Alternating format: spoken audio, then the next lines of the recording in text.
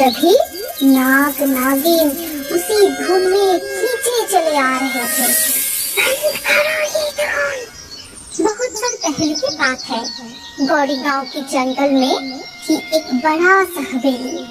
किसी को भी इस हवेली के बारे में पता नहीं था और जंगल भी इतना घना था कि कोई साहस भी नहीं कर पाता था उस जंगल में जाने की।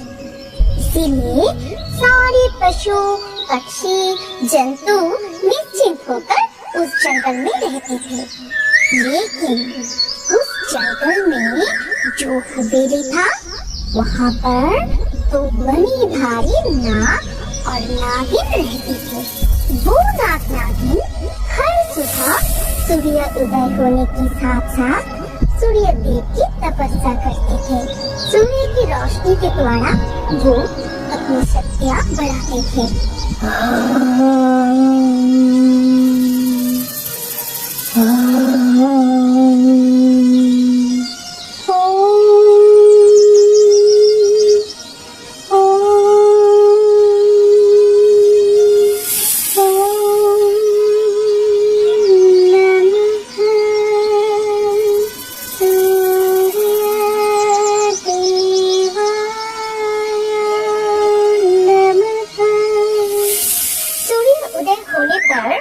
सारे पशु पक्षी खाना ढूंढने के लिए निकलते थे और उसी समय खेलते कूदते भी थे। एक दिन जब नाग नागिनी मिलकर सूर्य देव की तपस्या कर रहे थे तभी खियो कौवा पेड़ पर बैठ के लगातार अपनी साथी को बुला रहा था और इसके कारण नाग नागिन की तपस्या में भंग हो रही थी। तभी नागिन गुस्से में अपने जादुई शक्ति से खियो को एक पत्थर बना दिया। उसी पर एक मेंढक आके नागराज के ऊपर चढ़ गया। तभी नागराज भी बहुत गुस्से में आके बोला, इतनी मजाक कि तू मेरे तपस्या में बाधा डाले। मैं अभी तुझे सबक सिखाता हूँ। फिर उसने मेंढक को भी अपनी शक्तियों से पत्थर बना दिया। ठीक उसी समय दुनिया कुछ फल लेके जा रही थी। वो मेंढक और खियो कौवा को पत्थर बनते देख के चौंक गई और उसके मुंह से सारे फल गिर गए। अरे बाप रे, ये क्या हो गया? दुनिया के मुंह से फल गिरा तो गिरा, नागराज और नागिन के बिल्कुल सामने। तभी आज हमारी तपस्या में इतनी बाधा क्यों आ रही है? अब इस दुनिया को भी सबक सिखाना पड़ेगा। नहीं नहीं, मुझे छोड़ दीजिए, मेरे बच्चे भूखे हैं। मैंने आप दोनों को देख नहीं पाई। मेंढक को पत्थर बनते देख के डर गई थी और मेरे फल गिर गए। उसी समय एक शिकारी दुनिया का शिकार करने के लिए धनुक उठा रहा था, जो पहले से ही सारस और शालिक का शिकार कर चुका था। अरे और एक पक्षी इसका भी शिकार करता हूँ। ये इंसान कहाँ से आ गया? ये तो दुनिया को मारना चाहता है। शिकारी को देखते ही नागिन ने उसे डस लिया और वो शिकारी मर गया। अरे बाप रे, नागिन ने काट लिया। आप कितने अच्छे हैं, आपने मेरी जान बचाई। मैं हमेशा आप दोनों की आभारी रहूंगी और मैं हमेशा आप दोनों के ध्यान में रखूंगी। ये कहके दुनिया वहाँ से चली जाती है। लेकिन फिर एक दिन उसी जंगल में दो तांत्रिक तपस्या करने आते हैं। तभी उन दोनों तांत्रिक को एक रोशनी दिखाई देते हैं। भैरव, तुझे कोई रोशनी दिखाई दे रहा है क्या?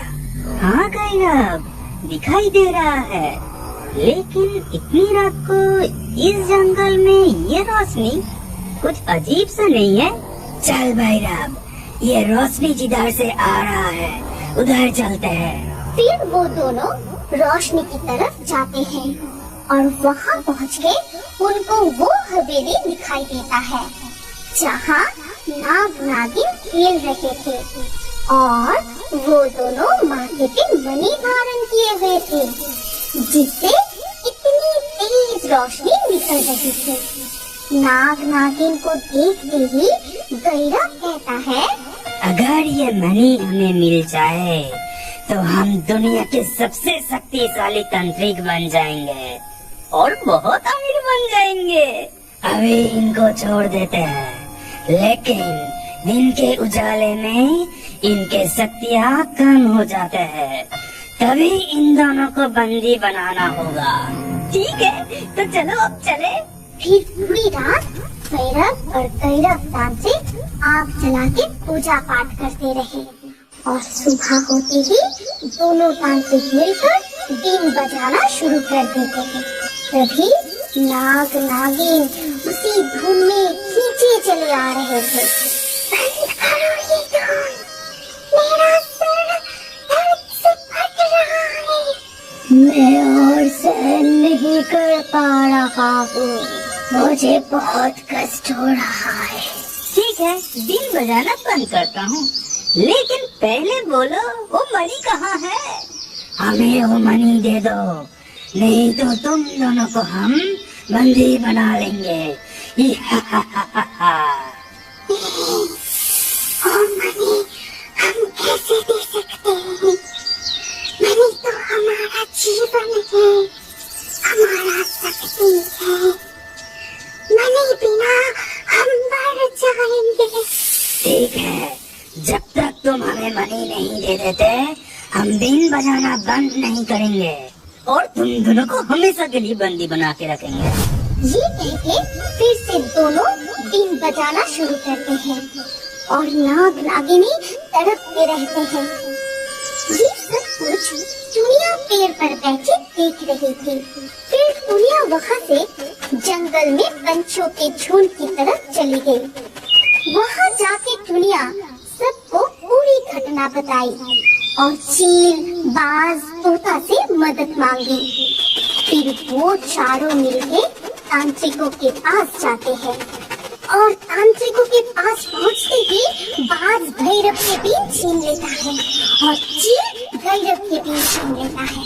फिर दुनिया और तोता मिलकर तांत्रिकों ने जो आग पूजा करने के लिए जलाई थी उस आग को लेकर तांत्रिकों के ऊपर फेंक देता है। दोनों तांत्रिक बुरी तरह जल जाते हैं। आग की जलन से दोनों वहाँ से भाग जाते हैं।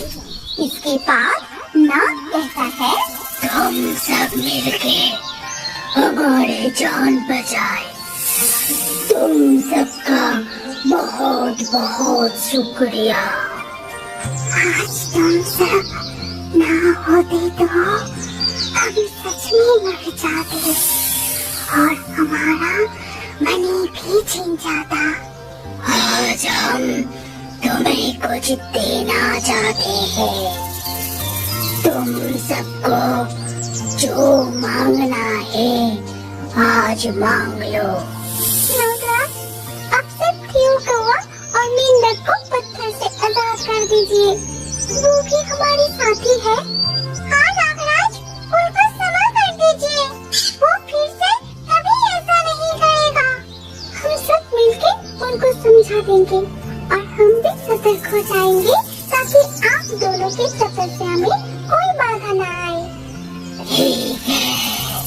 ये कह के नागराज मेंढक को और नागिन थियो कौवा को फिर से पत्थर से आजाद कर देते हैं और उसके बाद सब मिलकर एक साथ खुशी खुशी रहने लगते हैं। उस नागिन ने फिर से उसके बच्चों को खा लिया था। मीनू की हालत रो रो कर खराब हो गई। मथुरा की एक छोटी सी गांव चिंतामणि में एक बड़ा सा जंगल था जिसमें एक नीम का पेड़ था। उस पेड़ में मीनू नाम की एक चिड़िया अपने घोंसले में खुशी से रहती थी। मीनू ने कुछ हफ्ते पहले अंडे दिए थे और उसने अपने घोंसले में अंडों को संभाल कर रखा था। सब ठीक चल रहा था और मीनू के अंडे बस कुछ ही दिनों में फूटने वाले थे। मीनू बहुत खुश थी और अपने बच्चे के लिए बहुत सारे खाना इकट्ठा करने में व्यस्त थी। मेरे बच्चे बस कुछ ही दिनों में आने वाले हैं। उनके लिए मुझे इतना खाना लाना पड़ेगा कि मैं उनकी अच्छे से देखभाल कर पाऊँ। ये कहते ही मीनू अपने बच्चे के लिए और खाना ढूंढने चली गई। उस दिन दोपहर को जब मीनू खाना लेकर घोंसले में लौटी तो उसके होश ही उड़ गई। उसके अंडों का कोई आता पता नहीं था। अरे मेरे बच्चे कहाँ गए? मीनू बहुत घबरा गई और पेड़ के आगे पीछे हर जगह अपने अंडों को ढूंढती रही। ढूंढते ढूंढते उसे पेड़ के नीचे अपने अंडों के छिलके गिरे हुए दिखे। मीनू ये देख और भी घबरा गई और अपने आंसू रोक के वो नीचे देखने गई। पेड़ के नीचे के हिस्से में एक छेद था। ठीक उसके सामने मीनू के अंडे के छिलके पड़े हुए थे। मीनू ने उस छेद के अंदर आवाज लगाई, अंदर कोई है? कोई है क्या? अंदर से कोई आवाज नहीं आया, पर कुछ ही देर बाद अंदर से एक नागिन बाहर आई। क्या बात है? क्यों चिल्ला रही हो? तुमने मेरे अंडे को खा? हाँ, मैंने खाए तुम्हारे अंडे। बहुत स्वादिष्ट थे। तुम्हारी इतनी हिम्मत, तुमने मेरे बच्चे को खा लिया?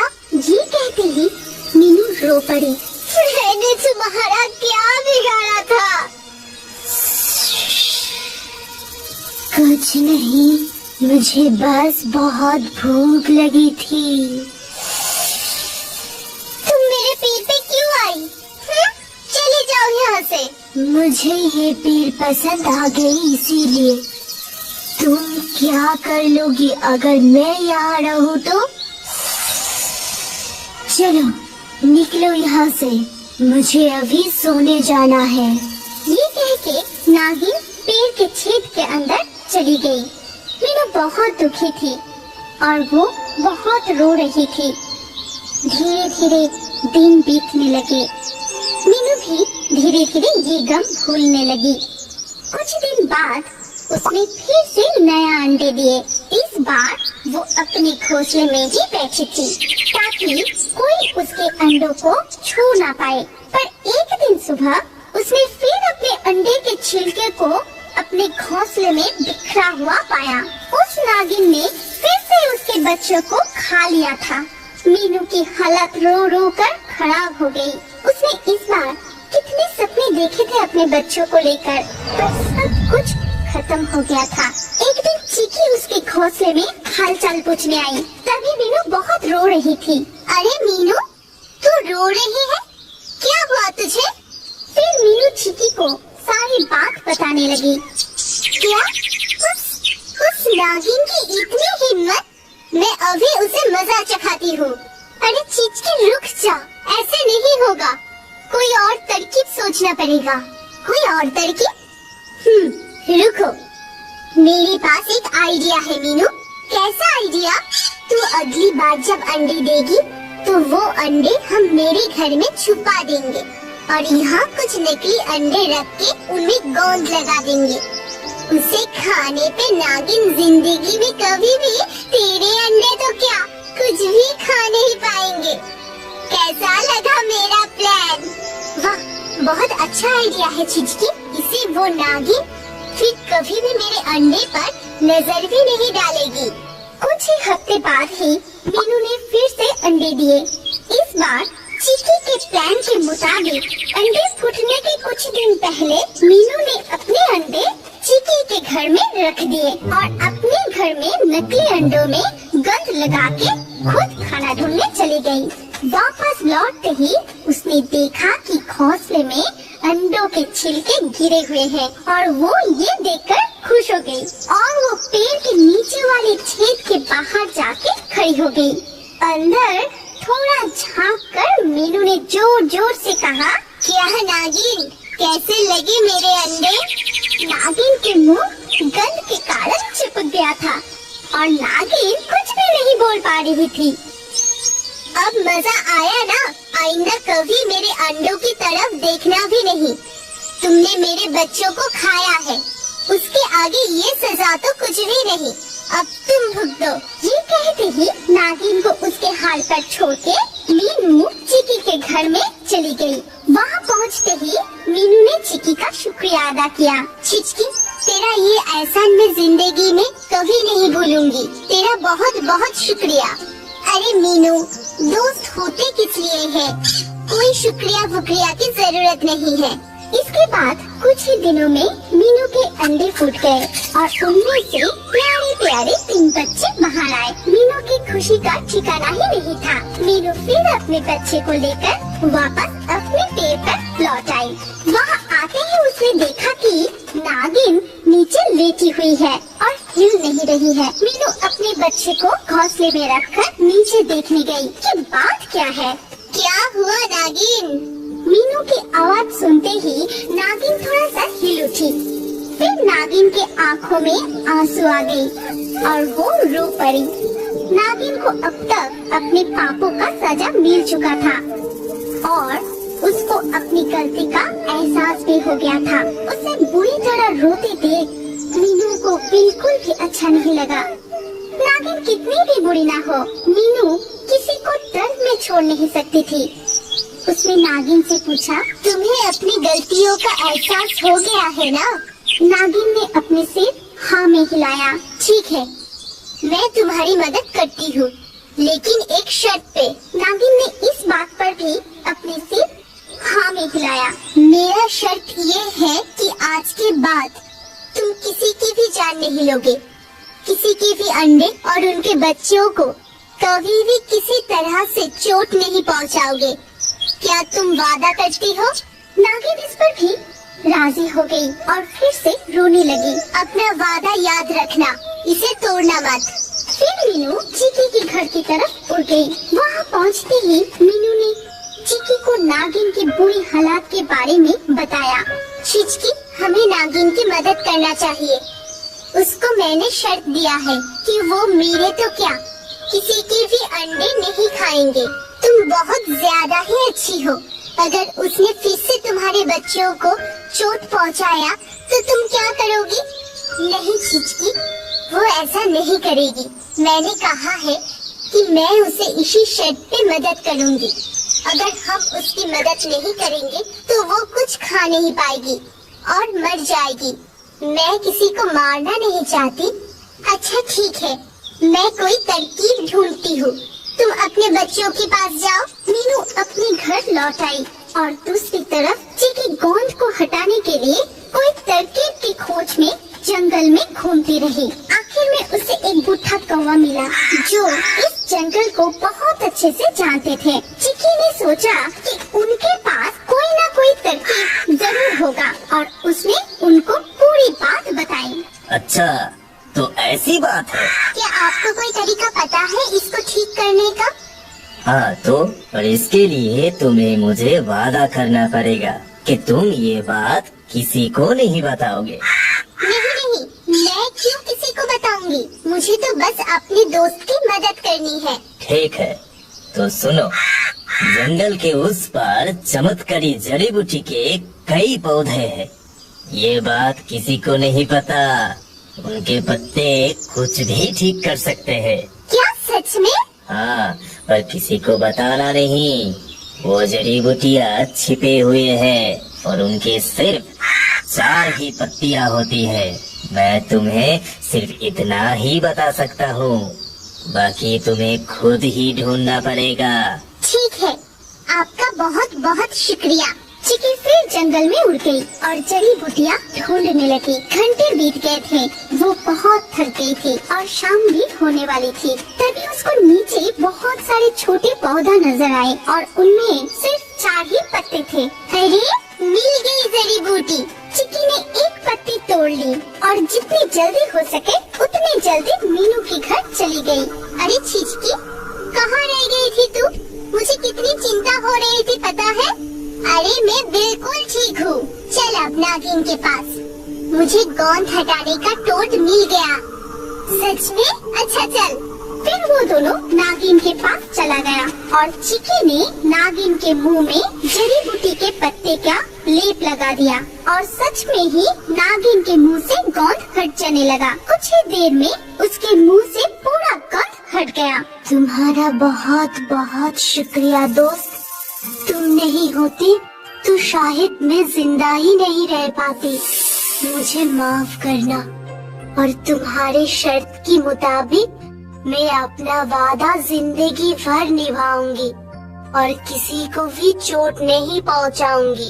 ये हुई ना बात। इसके बाद से नागिन ने सच में अपना वादा निभाया और वो सबके साथ में हंसी खुशी जिंदगी बिताने लगी। हमारी कहानी यहाँ पर खत्म होती है। अगर आपको ये कहानी पसंद आई तो इस वीडियो पे लाइक जरूर करना। अगर आपके पास कोई पसंदीदा कहानी हो तो कमेंट करके बताएं। सबसे अच्छा कहानी चुन के हम ऐसे ही कार्टून बनाएंगे। और अभी हमारे अगले वीडियो देखने के लिए स्क्रीन के ऊपर इस वीडियो पर क्लिक कीजिए और